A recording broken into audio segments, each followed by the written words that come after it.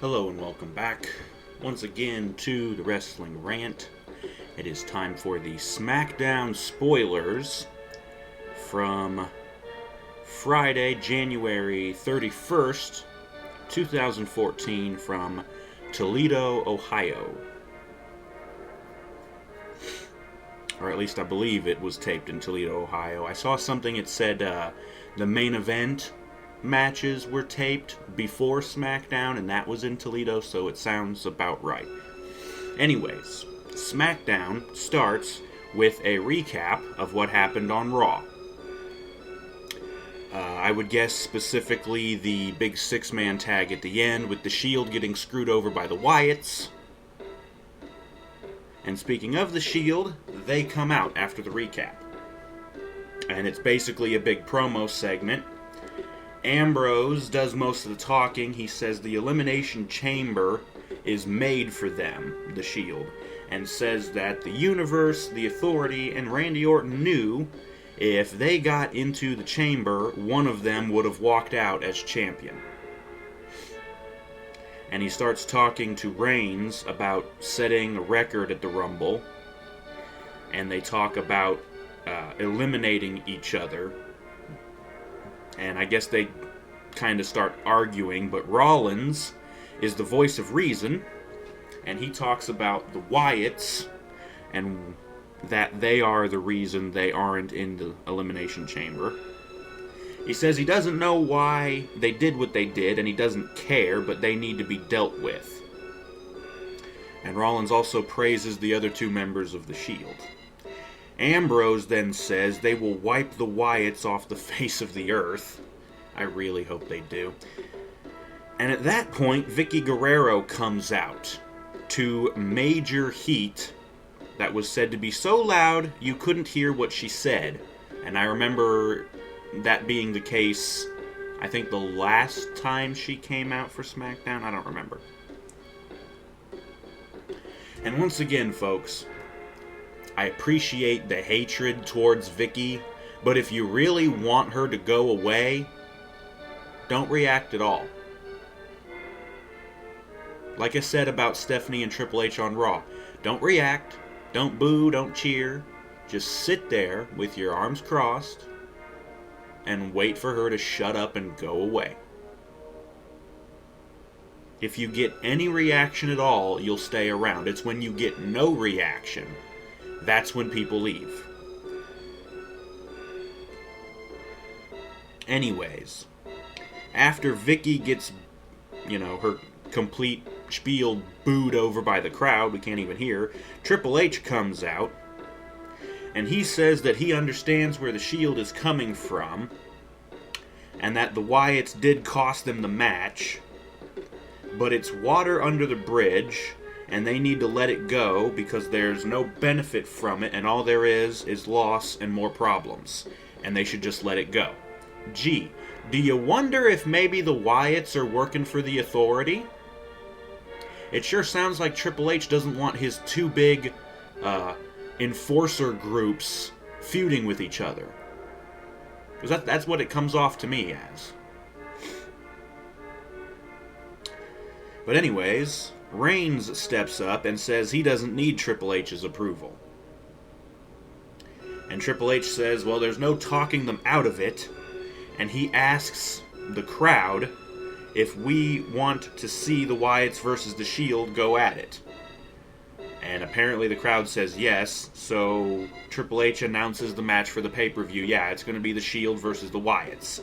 It doesn't say whether or not it's going to be in an Elimination Chamber match, so it probably won't be. But man, that would be a good match if it was.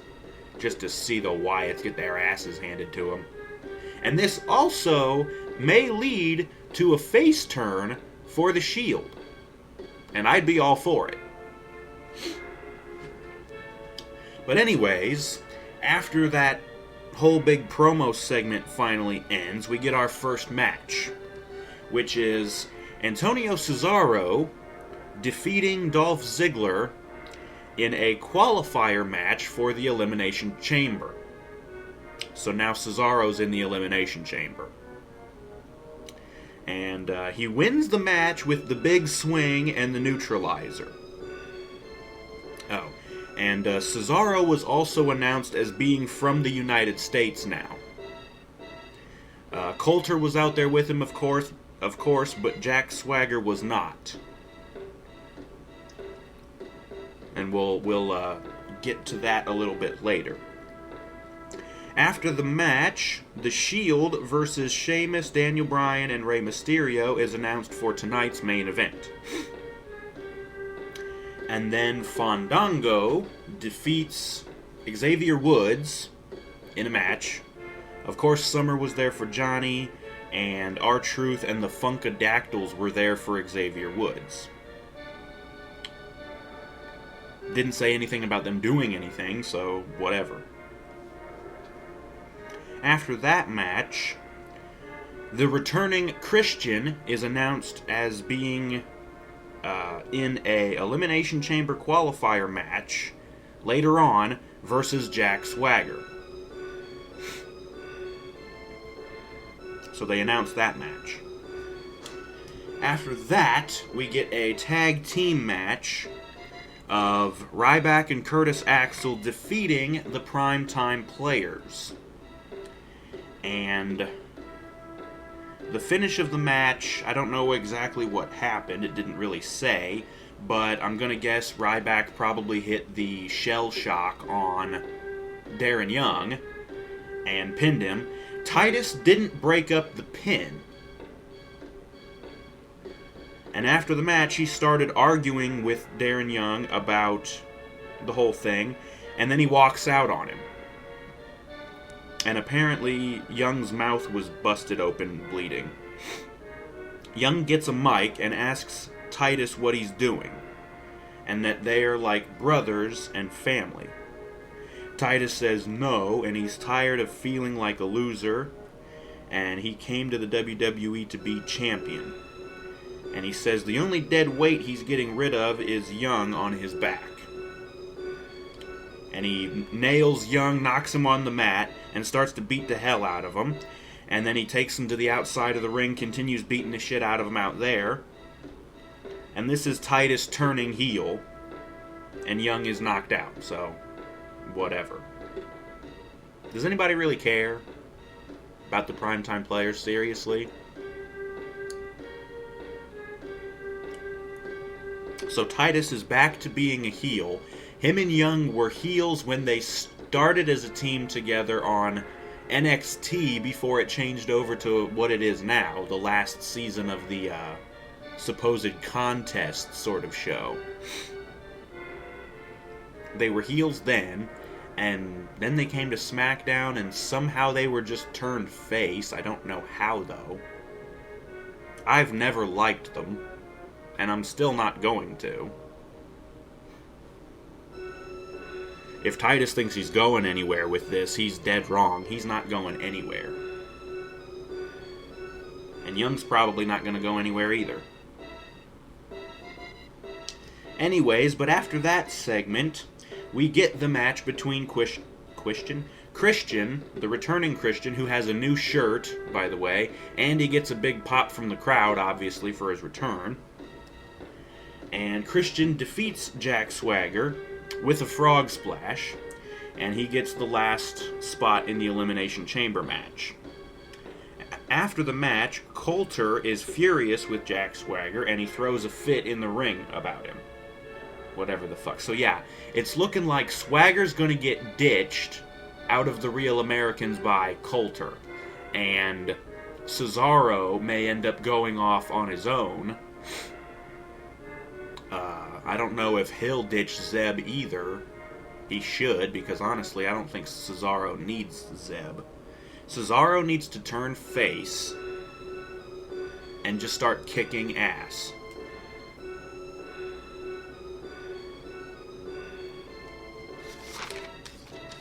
Anyways, after that, we get another match. Kofi Kingston defeats Damian Sandow with the SOS. And then backstage, Renee Young interviews Christian, and Christian says that he earned his spot in the chamber, and that he's desperate and he's close to becoming champion. I hate to tell you, Christian, but no, I really don't think you are.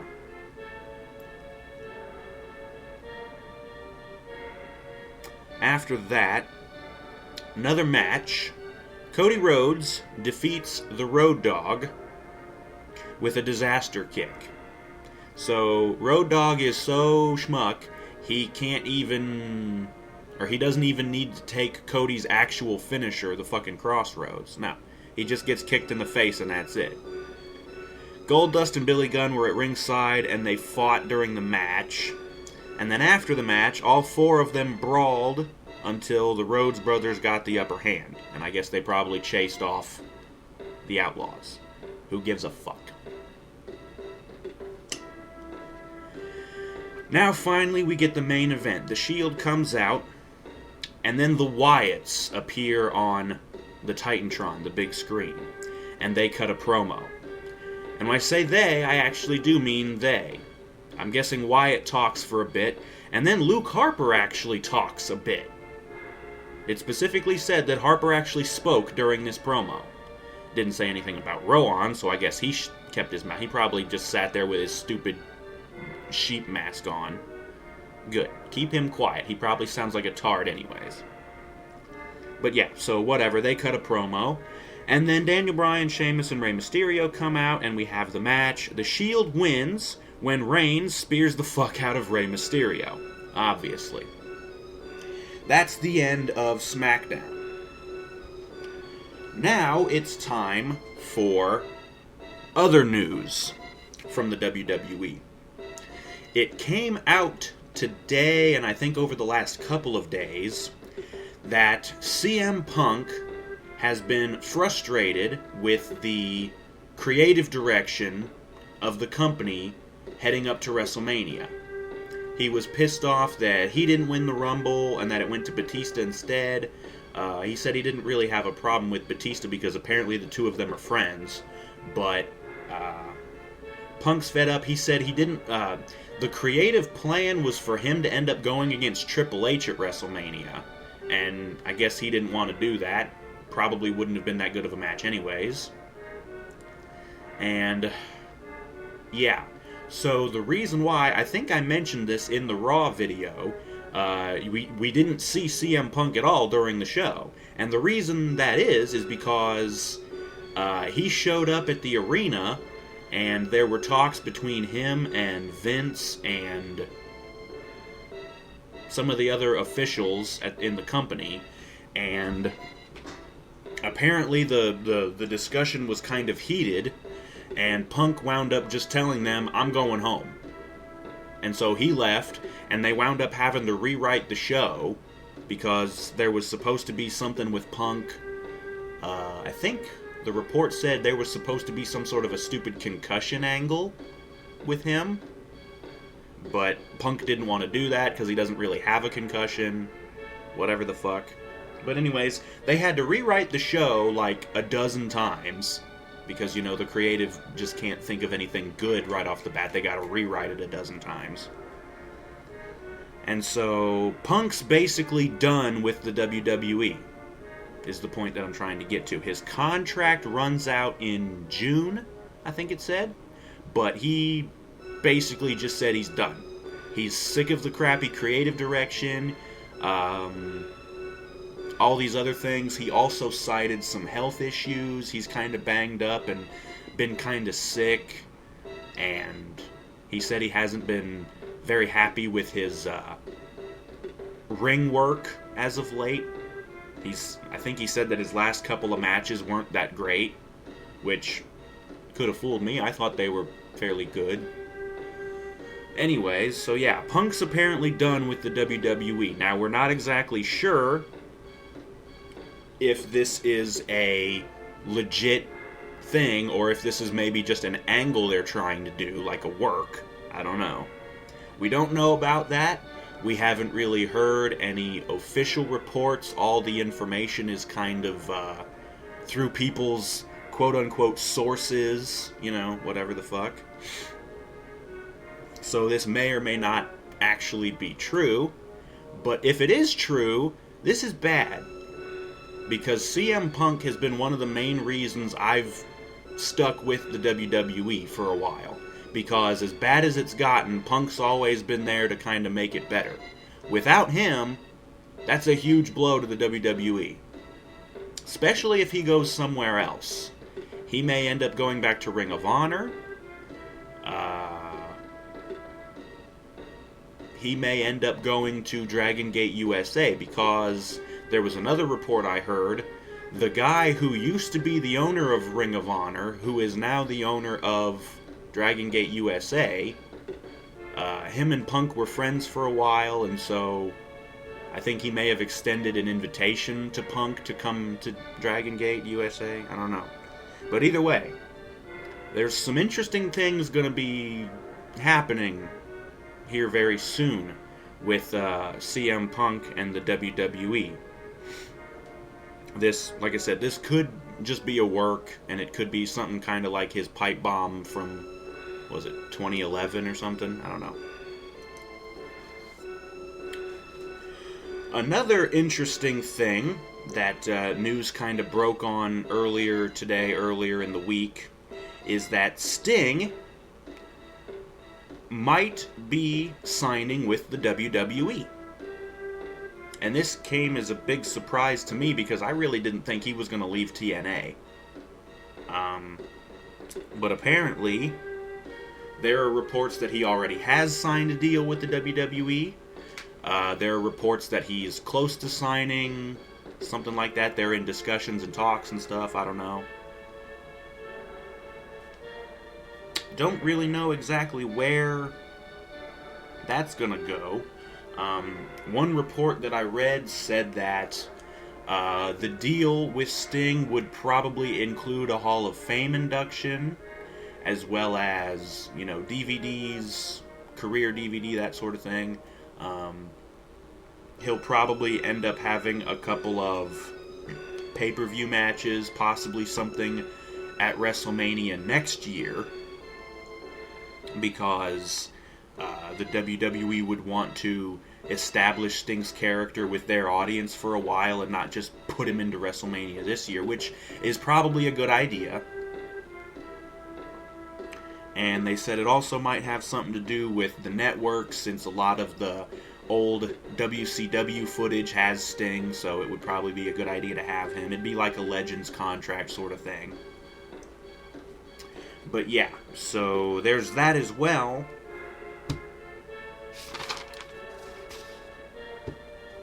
It's going to be interesting to see how both of these things play out, both the thing with Punk and with Sting as well. If Sting does sign with the WWE, that could be interesting. I'd love to see him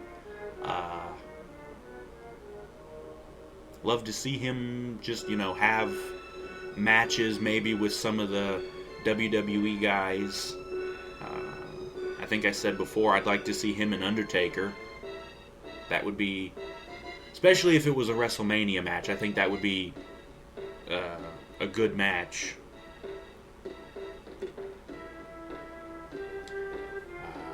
But we will see how this plays out. It's going to be interesting. But that does it for SmackDown. And that again was January 31st, 2014 SmackDown from Toledo, Ohio. The show itself sounds okay. The matches seem like they would be okay, a couple of them at least. The stupid thing with the primetime players splitting up. Honestly, that's pretty much a death sentence for both of these guys. Because separate, they suck.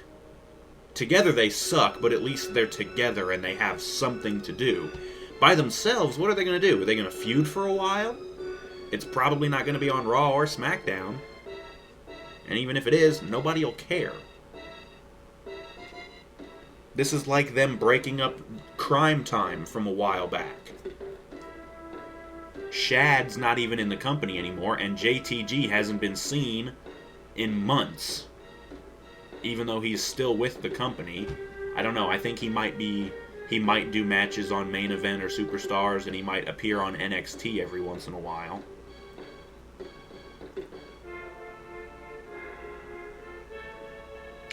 But yeah, as I said, that's the rundown for SmackDown this coming Friday.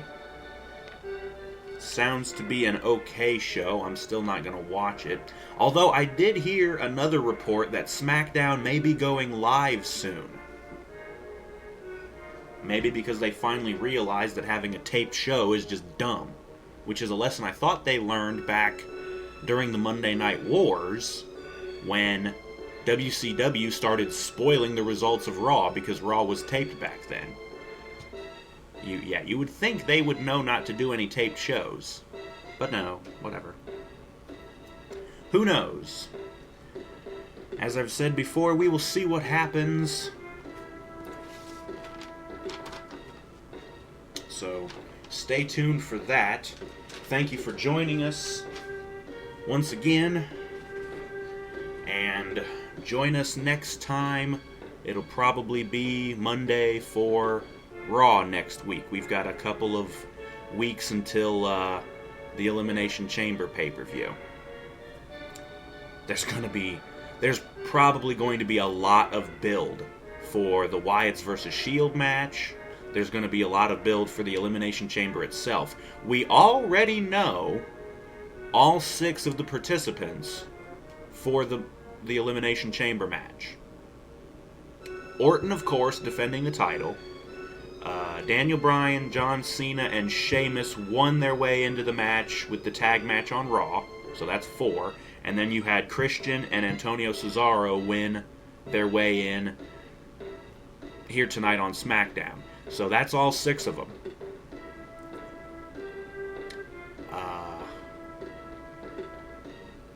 So yeah, that's going to be interesting to see how that match plays out. I would really hope that they would put the Wyatts and the Shield in the Elimination Chamber as well. Maybe they're waiting until a couple weeks down the line during the build-up. You know, the feud, the rivalry or whatever will get so heated between them, they'll keep interfering in each other's matches, and then one of them will issue the challenge, how about we put this in the Elimination Chamber, and, you know, yada yada, and then they'll make it. That'll probably happen, I don't know though. We will see again how this plays out. Don't know what the hell else they're going to do for the pay-per-view though. Hopefully they're going to have an Intercontinental title match. They may even do something in the chamber with the Intercontinental title, because now that there's only one main title, you know, what are we going to do with the mid-card titles? Ambrose is going to be in the he might be in the Elimination Chamber match with the Wyatts, but he's going to be in the match with the Wyatts, so he won't be defending the US title. He hasn't defended that thing in so long.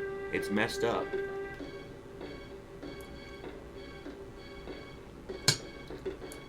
Anyways, once again, that'll do it for the show. Please join us next time, which will probably be for Raw on Monday. And we will see you then.